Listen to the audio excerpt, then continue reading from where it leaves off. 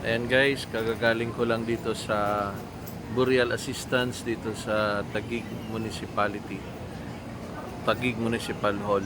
At siyempre po, dahil namatay si mama ko, at malaking bagay ang tulong po ng gobyerno ng Taguig dahil meron po silang burial assistance. Hindi na po kami nagproblema sa kabaong pag-embalming at ganoon din po sa mga may bulaklak pang hinatid yung aming yung nakuhang yung napili ay yung Joycel po ang nagserbisyo sa amin po. Kaya maraming salamat po sa Assistance Mayora Cayetano at sa aming mga nagdadalamhati. Malaking bagay po yun. At yun po, kagagaling ko lang doon. Yan po ang opisina ng sa Burial Assistance. Binigyan po ako nito. Ito daw po ay bibigay sa punerarya as temporary payment. After a month, in cash daw po ang 20,000, 15,000 para po doon sa funeral, yung kabaong, yung services. Ang 5,000 daw po ay mapupunta sa pamilya.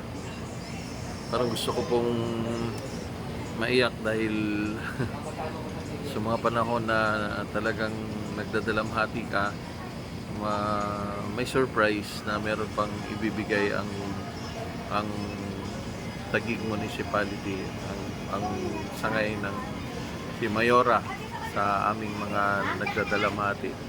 Kaya maliban dito sa Burial Assistance na 15,000, after a month may makukuha pa ang claimant. Ako po yun na 5,000. So nakakatuwa po ang ganitong programa, and may God continually bless you, Mayor Lani Cayetano, and sa lahat po ng mga opisyalis ng Taguig. At wala po, masaya lang po talaga ako. At you deserve po na may balita sa iba.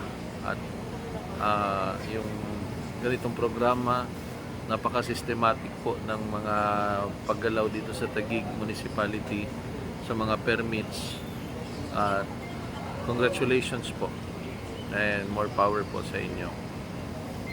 Masaya lang po talaga ako na hindi ko na-expect na maliban sa Burial Assistance, may 5,000 po kayong ibibigay sa pamilya na naulila. So, salamat po talaga, Mayora.